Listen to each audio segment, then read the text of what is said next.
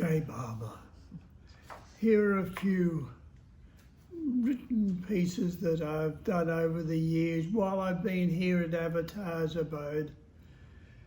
And of course it's mainly about Abode. The long slope from our house at Abode to beloved Barber's house was not smooth lawn and gardens in June 1958. I remember it as a narrow, overgrown field with stunted wattle, gum and other self-sown trees. As I walked towards his house, I recall the circular driveway running beneath the veranda of the house, roughly to the edge of the present border garden and returning midway between the house and the meeting hall to rejoin the entrance road. That area, now known as the Barber Square, was a very simple layout then. Some old shrubs and trees, remnants surrounding the farmhouse that had been there roughly between the house and the meeting hall. Standing there again in this area, I recall a delightful incident from that incandescent time with beloved Barber in June 58. As I wrote about that incident earlier, generally throughout this second visit to Australia, Barber was serious, at times unsmiling and withdrawn, and certainly more stern than he had been on his first visit. It was as though he intended to quicken the germination of the seed of love which he had sown on the first visit, and was less inclined to humour our moods. How will we or will we not love and obey him?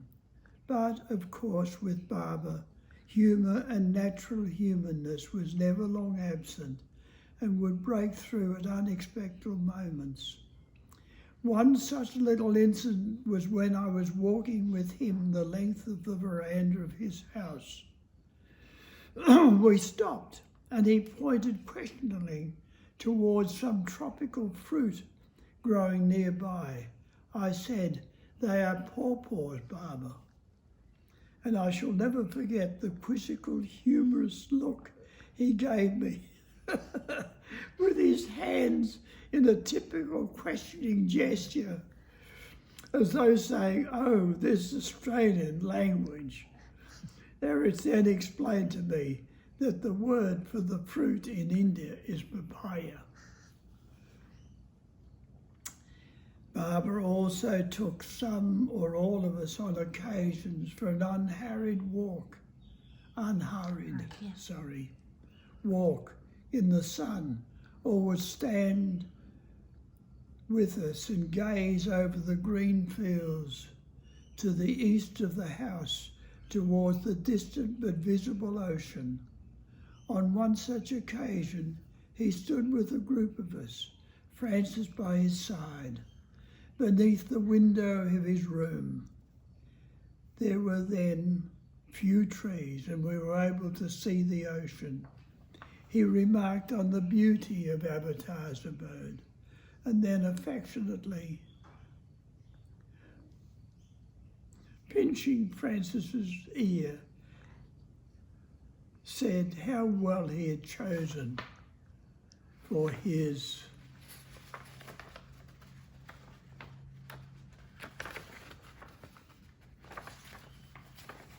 abode.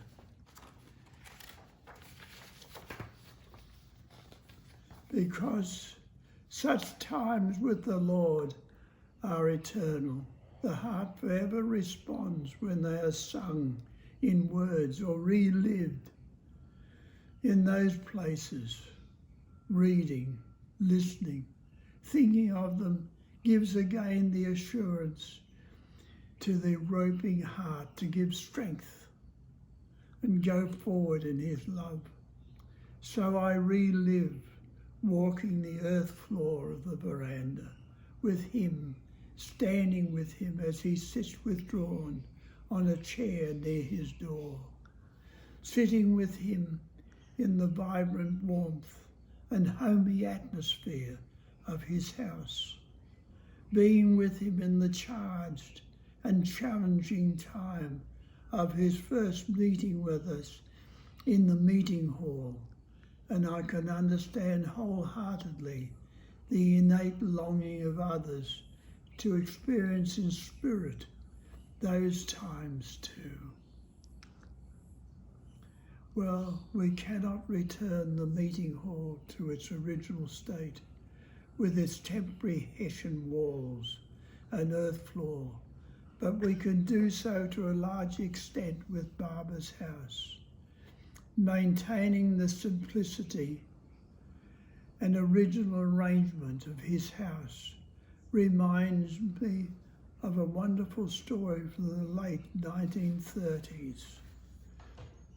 In 1939, a wealthy barber lover from South India offered at the lotus feet of the Lord a very large parcel of land.